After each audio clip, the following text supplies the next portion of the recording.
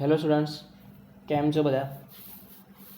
વિદેશ વેપાર chapter number 9 બરાબર. આપણે આગળ એકવાર જોઈ લો વિદેશ વેપારના કારણો આપણે અને વિદેશ વેપાર માટે આંતરિક વેપાર, વિદેશ વેપાર અને એની પ્રસ્તાવના, આટલી વસ્તુ આપણે લાસ્ટ લેક્ચરની અંદર જોયું હતું. તો આજે આપણે એક બીજો ક્વેશ્ચન ચાલુ કરીશું, નેચર ઓફ ફોરેન ટ્રેડ, એટલે કે વિદેશ વેપારનું સ્વરૂપ.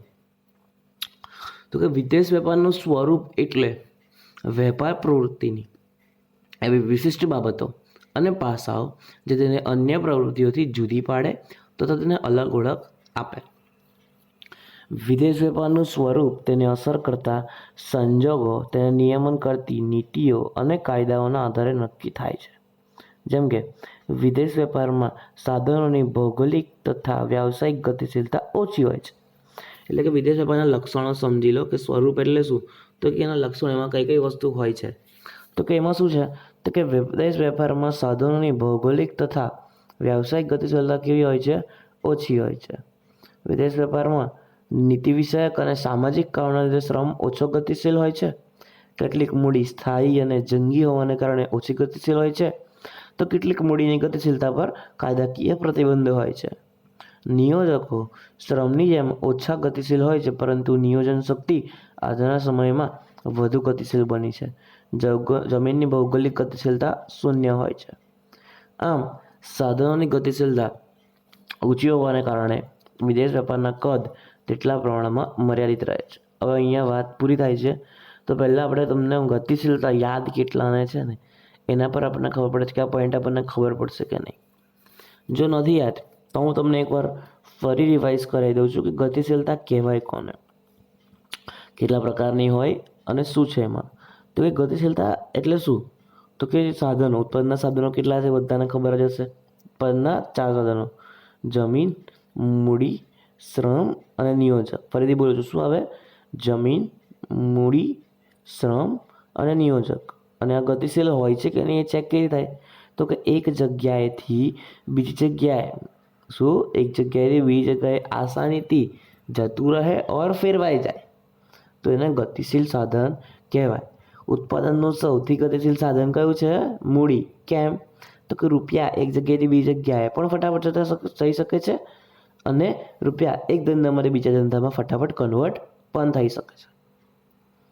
બીજું, ગતિશીલતાના પ્રકારો કેટલા છે? ગતિશીલતાના ટોટલ 2 પ્રકાર છે, એક ભૌગોલિક ગતિશીલતા અને એક વ્યવસાયિક ગતિશીલતા. ભૌગોલિક ગતિશીલતા એટલે કે સ્થળ ચેન્જ થાય, એક જગ્યાએથી બીજી જગ્યાએ મોકલવું છે, ભૌગોલિકતા ચેન્જ કરવી છે કોઈ વસ્તુની, ઉત્પાદનના સાધનની, તો એ ગતિશીલતાને શું કહેવાય? ભૌગોલિક ગતિશીલતા. અને એટલા માટે જ કીધું ને કે જમીનની ભૌગોલિક ગતિશીલતા શૂન્ય છે. કેમ? તો કે એક જગ્યાએથી બીજી જગ્યાએ જમીનને આપણે ઉઠાવીને કશે મૂકી શકીએ નહીં. આપણને વિચાર આવ્યો કે ભાઈ ગોવાવાળી જમીન છે, તો મસ્ત છે ગોવાવાળી જમીન, તો ચાલો આપણે ઉઠાવી લઈએ અને વડોદરા પાસે મૂકી દઈએ કશે નજીકમાં, તો એ જમીન પર આપણે ટુરિસ્ટ પ્લેસ કરી દઈએ, બરાબર ને? ના, એવું થશે નહીં. જમીનની ભૌગોલિકતા કેવી છે? શૂન્ય છે, બરાબર.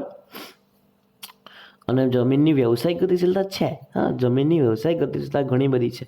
જેમ કે જમીન પર તમે ખેતી કરો છો, તો ખેતી ચેન્જ કરીને કોઈ બિલ્ડિંગ બાંધી શકો છો, બિલ્ડિંગ ચેન્જ કરીને હોસ્પિટલ બાંધી શકો છો, જમીન પર કોઈ કોર્ટ બનાવી શકો છો, જમીન પર કોઈ સ્પોર્ટ્સ ગ્રાઉન્ડ ઊભું કરીને કોઈ સ્ટેડિયમ જેવું બનાવી શકો છો. મતલબ જમીનની વ્યવસાયિક ગતિશીલતા એટલે કે એક જગ્યાએથી બીજી જગ્યાએ, દેટ મીન્સ કે એક વસ્તુને બીજી વસ્તુમાં કન્વર્ટ કરવાની તાકાત છે, એટલે કે જમીનની વ્યવસાયિક ગતિશીલતા છે. બટ ભૌગોલિક ગતિશીલતા 0, એક જગ્યાએથી સહેજ પણ હટાવી શકો નહીં, બરાબર ને? એટલે કે એની ભૌગોલિક ગતિશીલતા કેવી છે? 0.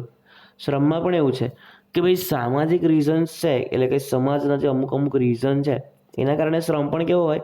ઓછો ગતિશીલ. હવે એક માણસને કીધું હોય કે ભાઈ તું તારા બૈરી છોકરાને છોડી, તારી વાઈફ ને ચિલ્ડ્રનને છોડી 2 વર્ષ કે 3 વર્ષ કશે રહેવા જા, તો પેલો શું વિચાર? ના ભાઈ, ઓછું કમાઈશ પણ ફેમિલી જોડે રહીશ. શું બોલ્યો મેં? ઓછું કમાઈશ પણ ફેમિલી જોડે રહીશ. ખબર પડે ને શું કહું? હા, આવું જ હોય કે ભાઈ માણસને અમુક ઇન્ડિયામાં રહેતા લોકોને સમાજના એના લીધે કે ભાઈ આપણે નથી કરવું કશું. શું કહું? ખબર પડે ને કે ના, આપણને અહીંયા જેવું છે ઓછું છે ચાલશે, ટ્રાન્સફર નહીં થવું. એટલે કે એને બીજી કોઈ જગ્યાએ સારો પગાર, સારી નોકરી ને બધું સારું બી મળતું હોય ને, છતાં પણ એ ચેન્જ કે ટ્રાન્સફર થશે નહીં. રીઝન શું આવશે? તો કે સામાજિક કારણો, એને રહેવાનું ગમતું હોય, એને સેટ થઈ ગયો હોય, તો આ બધા રીઝન્સના લીધે એ પોતાની જગ્યા કે પોતાનું સ્થાન બદલશે નહીં. એટલે કે શ્રમ પણ કેવો છે? ઓછો ગતિશીલ છે. અત્યારના જમાનામાં થોડુંક વધી ગયું છે કે અત્યારે લોકોને એક જગ્યાએથી બીજી જગ્યાએ જવામાં એટલો બધો ઇસ્યુ, એટલો બધો પ્રોબ્લેમ આવતો નથી. લોકો આસાનીથી પોતાની જગ્યા કે પોતાનું સ્થળ બદલીને નવી જગ્યાએ સેટ થાય છે, જો એમને પોતાની લાઈફસ્ટાઈલમાં સુધારો જોવા મળે તો. અને લાસ્ટ ઉત્પાદનના સાધન વિશે લોકોએ સમજાવ્યું કે નિયોજન શક્તિ.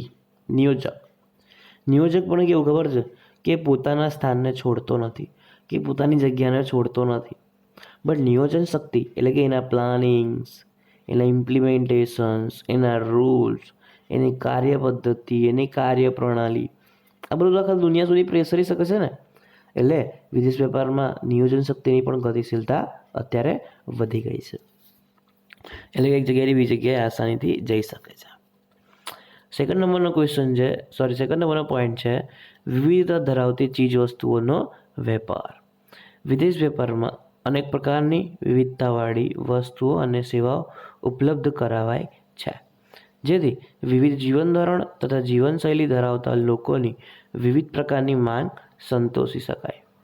વિદેશ વેપારની સફળતા અને સમૃદ્ધિનો આધાર જ વિવિધતા છે. દાખલા તરીકે, જે દેશોમાં વીજળીની અછત હોય ત્યાં માનવ સંચાલિત મશીનોની માંગ વધુ હશે, જ્યારે વધુ વીજળી ઉત્પન્ન કરતા દેશોમાં સ્વયંસંચાલિત મશીનોની માંગ વધુ પ્રમાણમાં હશે. જો ફરીથી કહું છું કે વિદેશ વેપારમાં અન્ય પ્રકારની વિવિધતાવાળી વસ્તુની સેવા ઉપલબ્ધ છે. જેમ કે જો એક વસ્તુ સમજો કે આપણે વિદેશ વેપાર કરવાનું સૌથી મેઇન રીઝન શું? તો કે વેરાયટી. ઇન્ડિયામાં ઇન્ડિયન વસ્તુઓ છે, બટ એની કેટલી વેરાયટી છે. તમે મોબાઈલ જેવી વસ્તુને માની લો કે આપણે વિદેશ વેપાર બંધ જ છે એવું સમજો ને, વિદેશ વેપાર કરતા જ નથી, તો મોબાઈલ જેવી વસ્તુ છે, તો મોબાઈલમાં આપણે ક્યાં સુધી પહોંચતા? આપણે કેટલી ટેકનોલોજી વિકસાવતા? આપણે કોપી જ કરતા, તો એના માટે બી આપણે વિદેશ વેપારની તો જરૂર પડત જ. એમાં આપણે કંઈક ને કંઈક એક્સ્ટ્રા એડ કરતા, તો એમાં પણ વિદેશ વેપાર કે વિદેશી વસ્તુઓની જરૂર પડે. આપણા ઇન્ડિયન મોબાઈલ્સની અંદર પણ પાર્ટ્સ, એના ઇન્સ્ટ્રુમેન્ટ્સ, એના પાર્ટ્સ, આ બધી વસ્તુ આપણે શું કરીએ છીએ? તો કે બહારથી ઇમ્પોર્ટ કરીએ છીએ, બહારથી લાવીએ છીએ ને આવું બધું કરીએ છીએ. બરાબર. તો એક સીધી વસ્તુ છે કે ઇન્ડિયાની બ્રાન્ડ કે ઇન્ડિયાની કોઈ કંપની કે ઇન્ડિયાની કોઈ વસ્તુ, એવું સમજો ને કે એટલું બધું ડેવલપ નહીં થઈ શકે જલ્દી. મતલબ થઈ શકશે, બટ એટલું જલ્દી નહીં થઈ શકે, બિકોઝ આપણા દેશમાં અત્યારે મંદી, અત્યારે સિચ્યુએશન ખરાબ ચાલે. તો મતલબ આપણા દેશને વેપાર માટે, આપણા દેશની જીવન જરૂરિયાતની વસ્તુઓ માટે આપણે વિદેશ વેપાર કરવો બહુ જ જરૂરી છે. અને કરવાનું રીઝન પણ છે કે વિવિધતા મળે છે. તમે અત્યારે મોબાઈલ્સ જુઓ તો મોબાઈલ્સમાં ઓપ્પો, વિવો, ભલે ચાઇના આપણે ગમે ત્યારે મગજમારી ચાલતી હોય, બટ એ મોબાઈલ્સ છે, એમઆઈ, રેડમી ને બધા જે મોબાઈલ છે, તે મોબાઈલ તમને સસ્તામાં સારી ક્વોલિટી આપે છે.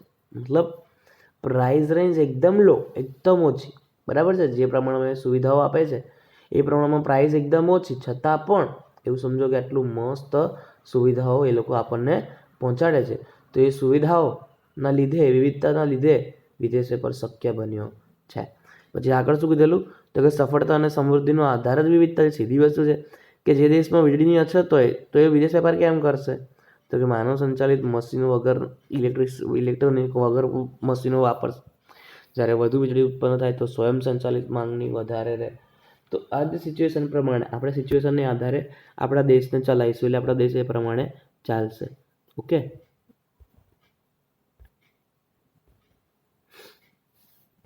પછી છે પડકારજનક સ્વરૂપ. તો કે વિદેશ વેપારનું સ્વરૂપ વધુ પડકારજનક છે, કારણ કે વિવિધ દેશોમાં વિવિધ પ્રકારની આબોહવા, ભાષા, સંસ્કૃતિ, રિવાજો, રુચિ, ટેવો, પસંદગી વગેરે હોય છે. આવા બધા અવરોધો પાર કરીને વેપાર કરવાનો પડકાર વેપારીઓ સામે. આપણાવાળા લીંબુ મરચાં ચાંદલા કરીને ધંધા કરે, એ લોકોના અલગ રૂલ્સ હોય. તો મતલબ આવી બધા રૂલ્સ છે, રેગ્યુલેશન છે, એને હેન્ડલ કરીને વિદેશ વેપાર કરવાનો છે. બધાને સામે બંને પાર્ટી એગ્રી થવા જોઈએ દરેક વસ્તુ પર. પછી છે રાજનયિક પ્રયત્નો.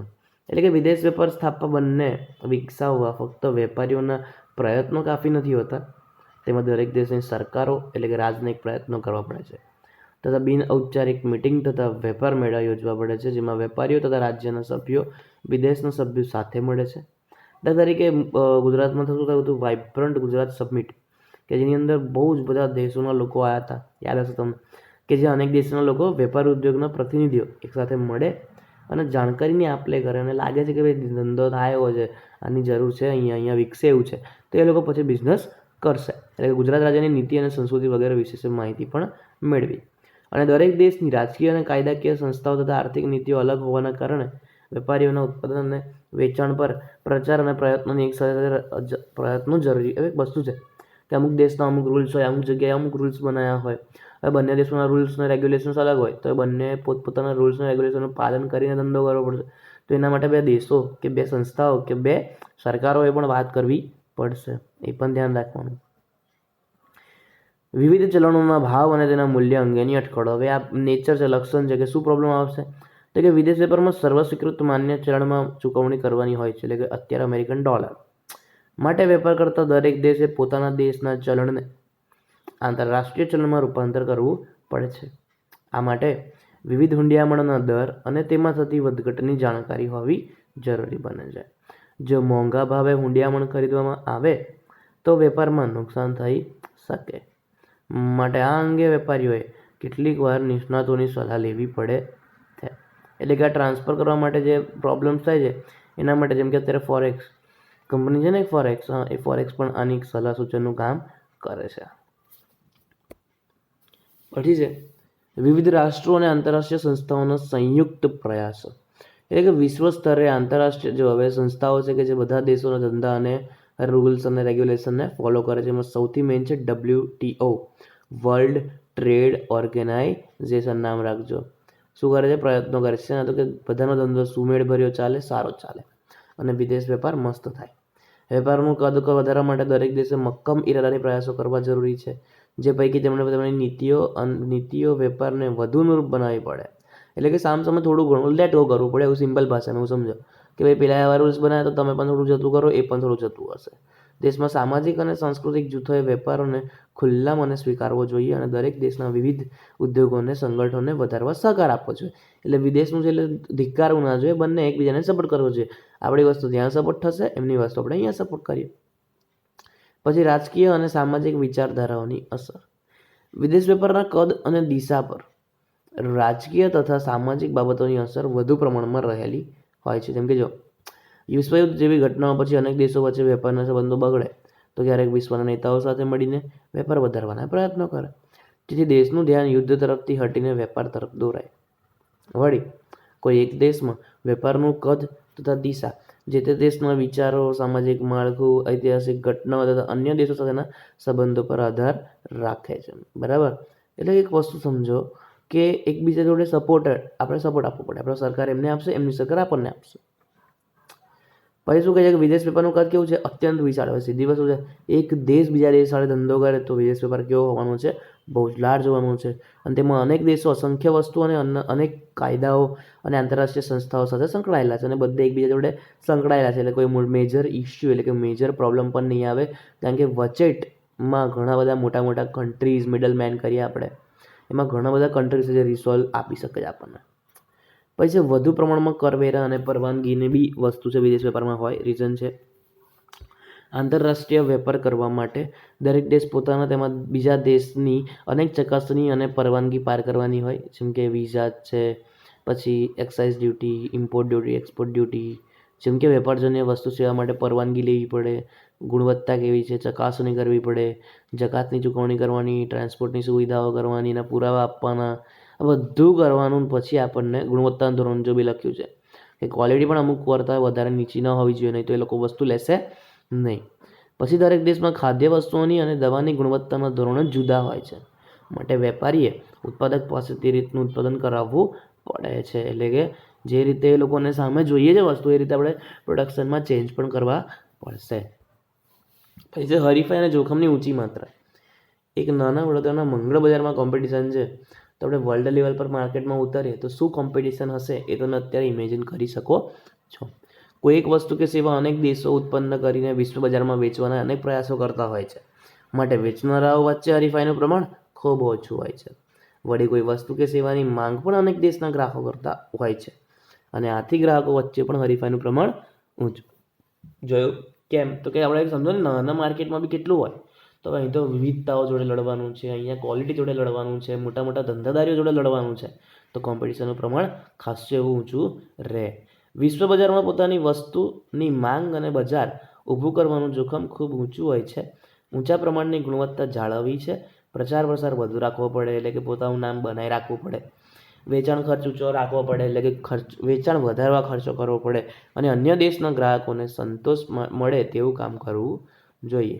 તો આ હતું આપણું વિદેશ વેપારનું સ્વરૂપ. કોઈ પણ ડિફિકલ્ટીઝ હોય, કોઈ પણ પ્રોબ્લેમ હોય તો મેસેજ કરજો. Okay, good day.